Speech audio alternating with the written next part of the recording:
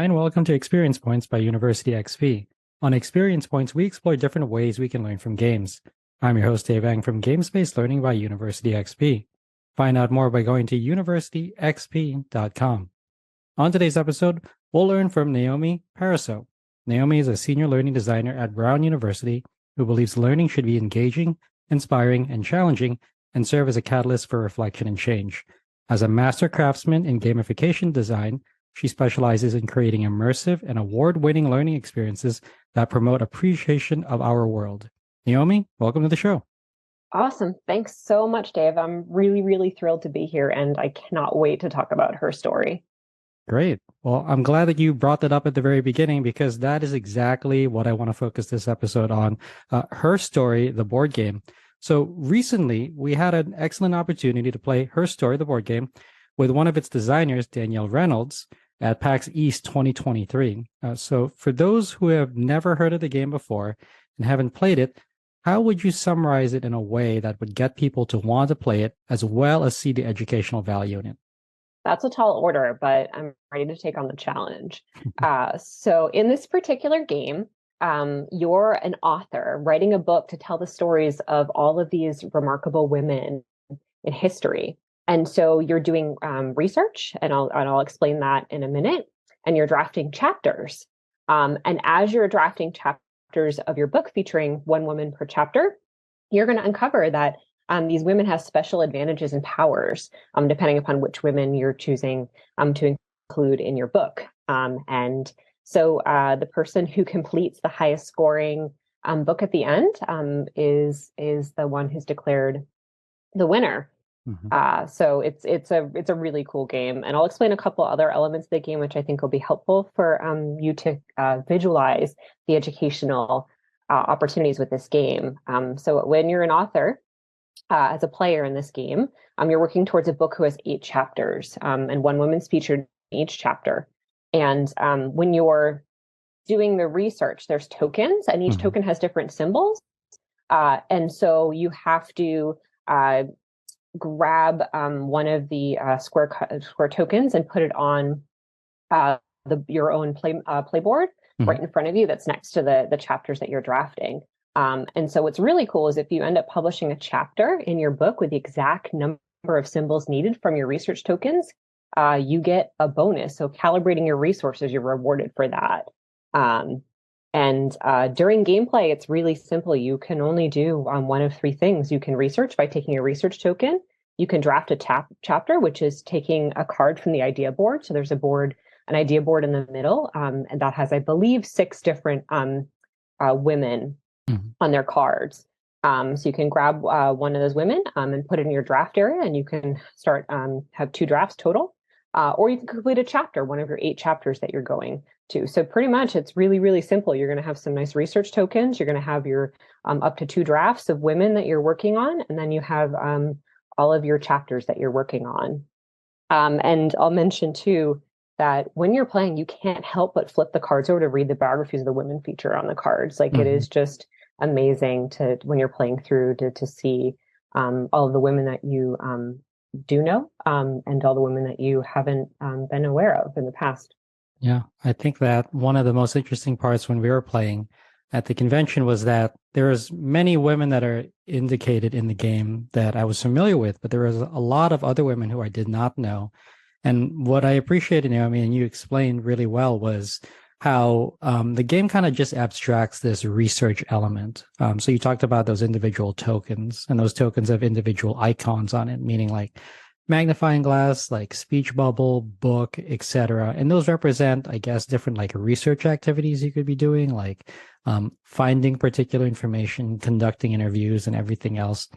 And, the game, you said this, kind of sets it up so that you as a player, you're actually conducting this research yourself. Of course, like a board game that actually represented research 100% accurately would not be that interesting.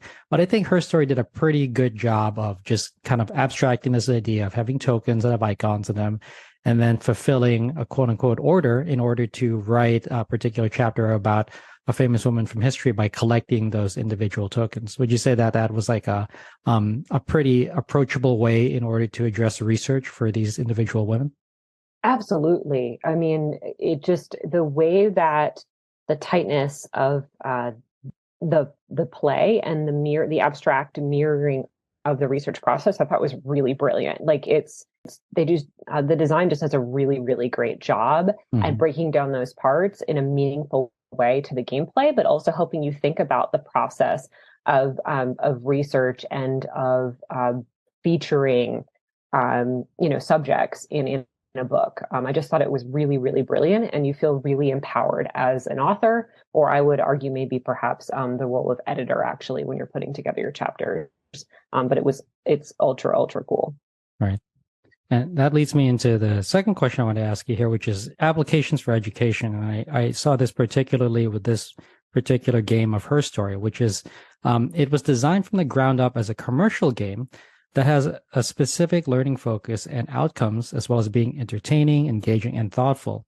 So based on your background specifically, I'd like to get your take on this, on designing engaging and gameful learning experiences.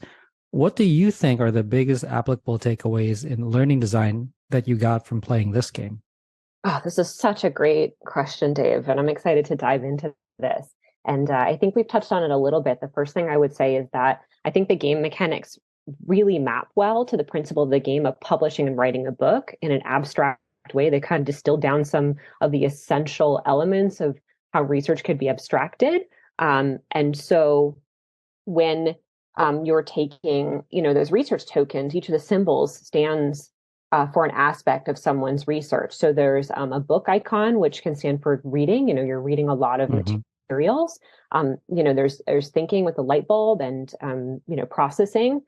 There's the speech bubble icon, which could be interviewing subjects, and also the magnifying glass, doing searching for more sources, searching for more people to interview, the kind of searching process. And I have a Master of Library Science degree. So this and a master's in English literature. So this game feels like it was made for me. But I think that other people would really enjoy this game, but it hits a sweet spot for me in a number of ways. And I'll also share that I think the drafting of the chapter and the publishing of the book and the resources and time for revision, like the fact that you would draft first and then publish, makes a lot of sense, right? When you're laying out and kind of picking, which one you're going to draft next, and you may choose to draft one women from the idea board first into, or you might wait and hope that another woman will stay on the idea board for later for you to draft. And you might draft a certain woman into your book because you're anticipating being able to take advantage of one of the special powers that she may have. So I just thought that was really nice too, with thinking about the resources and time it would take for the revision and kind of drafting and publishing process as well. And then I think the tight core loop of what you're doing, there's nothing that you're doing in this game that doesn't connect to the overall goal, and also isn't really tightly woven to the process of publishing. And we didn't talk about this yet, but you're able to go to the library up to 2 times in the game. You have a library card and you flip it when you want to use it the first time, and then you flip it back and move it to the side when you're done. But if there's no research tokens with any symbols that are going to work for you, you can go to the library and get a complete refresh. I believe there's 6 or 8 spots where the research tokens go in the middle, where people can take on their turn. So that's a really, really nice nod to the function of the libraries. And I thought a really nice mechanic as well, and that you could do it up to twice in the game per person. So I thought that was a really nice mechanic, a really nice implementation of that mechanic, and thematically worked really well with the core loop and the whole gameplay. I think that I'm really glad that you indicated your background in library science, because I was thinking about that, as we were playing this game, because it's generally about research, about writing this particular book. One area that I want to draw attention to, and I want to know if you've noticed, but like the main board where you can see the different chapters of the different women you could write about, it kind of looks like a pegboard. And on that pegboard, you can see different pictures of different women there. And as you draft them, that's basically like you going to the pegboard and being like, let's investigate this woman. And you take her card and put her on your own individual player board, which is kind of like your desk. And on your desk, you can begin writing some research. You can begin drafting your chapter. And you brought this up before with a core loop, in that it's a rather like mechanically very simple game to play. You either do this or you do this or you do this. There's really only those kind of three actions available. And I think talking to other educators that want to use games-based learning, they often get very caught up in this aspect of this is going to be complicated, or I don't want to design a game from the ground up. But in this particular instance, you can just use HerStory right out of the box as a great teaching tool because it's very simple and easy to play. And the last thing you talked about, Naomi, and I want to point this out, is that library card. And it just, again, makes very much sense with the theme of this game, because you may reach a point where there are no tokens available of symbols that you need, and you kind of need an ability to be able to reset the entire board. And in my head, at least, this library card is one where you just say, okay, well, we just have to go back to the drawing board on this. Let's just go back to the library, see what we can come up, and then refresh the tokens from there. So all of those individual elements, I think, really tie into the theme of the game, but also make it so that it's not overwhelming. I never really felt overwhelmed by decisions here. How about you? Did you feel overwhelmed by any decisions in the game? No, I didn't. I felt very curious and I felt very relaxed, right? So, you're kind of doing your thing at your desk and looking at the idea board and interrupting the women, and it feels it feels very zen. Like, I don't know, it's a very calm game. And I've played it, I will say, Dave, I've played it 6 times. Oh, nice. Since purchasing it in, I don't know, 6 weeks. But I spent an afternoon and played 4 times in a row. Nice. With one of my faculty collaborators who I had purchased the game for as a gift. And she's very taken with it. She's actually an editor of academic journal editor. So this, was, and also a feminist. So this was something that was really interesting to her for a variety of reasons, but it was fun to watch her enjoy and play as well. But yeah, it was a very chill game to play. There was definitely enough, it's simple enough where you're not feeling overwhelmed decisions, but it can get really complex with the strategies as well. So I think it's a really nice balance and an entry point into serious games. And I love, Dave, that you brought up the fact that it can be played out of the box, or it's a really nice model to think about, don't go crazy with mechanics and play, come up with a really tight core loop with, limited decisions and a really clean implementation, and have everything make sense to the theme. And, people can kind of go in different directions with strategy within that, level of simplicity. But I never have felt bored with it. And I'm going to continue to play it over and over again with different approaches. But it's just, I think, a really nice, approachable game and an entry point into serious games for people, or games for learning, who haven't entered into that space yet. Yeah, I'm really glad that you were able to get those additional plays in, because I brought it to my game group who are not educators, but just really like playing the game for what it is, which I'm really glad, because that just demonstrates that it is a viable commercial product, but it's also something that can be still used for teaching, learning, and education. And that kind of brings me into my third and last question that I wanted to ask you, Naomi, which is overall the future of serious games, but specifically, right now, we live in a time where the possibilities and opportunities for designing games for teaching and learning are really incredible right now. HerStory, I think, represents just the tip of the iceberg when developing serious games for learning. I'd like to know more from you. How do you think those who are just discovering this field of games-based learning can take this game, HerStory, and build upon it for their own designs and projects? Yeah, Dave, that's another great question. So I think there's so many opportunities here. And I'll remark that I think that there's something really beautiful about this game, in that in the gameplay, you're drafting a book of HerStory, like your actual book. If you flip it over and put your cards together, it looks like a book cover of HerStory. And every time that you play, it's going to be different.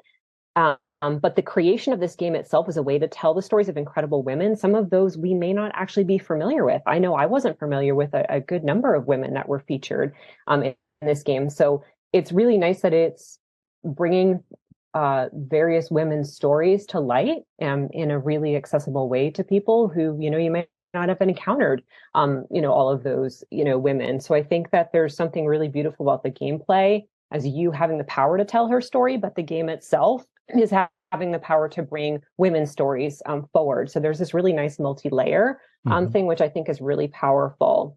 And so I'd be curious if other games can do that. And I thought that this was an interesting piece, and this was something that I had only noticed recently, and I'll mention this with the future of serious games and thinking about this game and building upon it for other future designs and projects. But there's a really nice extension of the gameplay in a really thoughtful way. So there's bonus materials online at herstorythegame.com, and they include posters of the women featured on the cards and also a biography kit. So it's templates that mirror the game biographies on the cards for the women that students can actually go and tell stories of other people through interviewing and writing biographies. So I thought that was a really, really thoughtful extension of digital materials that are available online for free. And it all mirrors the aesthetic and artwork and just kind of the way that the game was constructed itself. So I thought that was a really, really nice piece. So I'm always taken with extra bonus materials like that. And I thought that was a really nice add-on that works really well to kind of extend the game. So that way someone could take this game and play it wholesale in the classroom, but then also do a follow-up, activity and talk about the larger research process and telling people stories and what is involved with that process. So I thought that was a really nice educational extension and something that I've seen with other games, but I thought this one was really, really well implemented.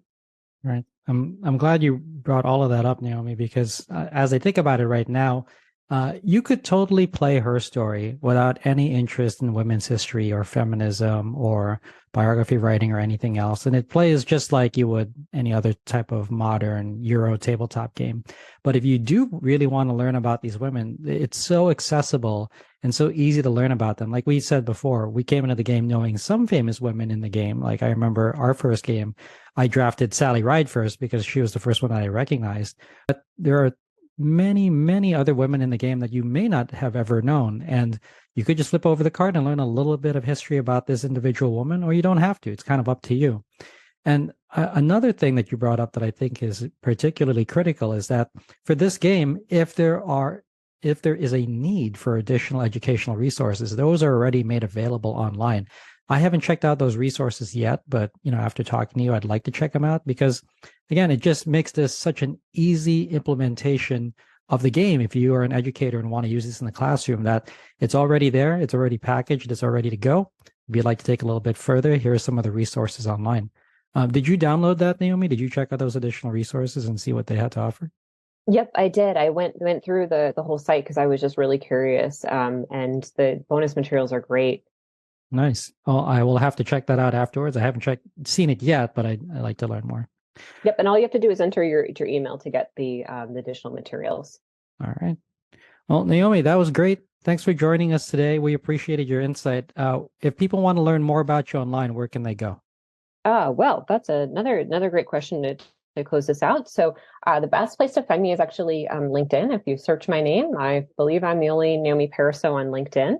But you could also find me on Twitter or Instagram, and that's at elearngeekette. So it's exactly like it sounds. Great. Thank you, Naomi. And for those of you that are listening, I'll also link Naomi's social links in the description or show notes. You'll be able to see it there.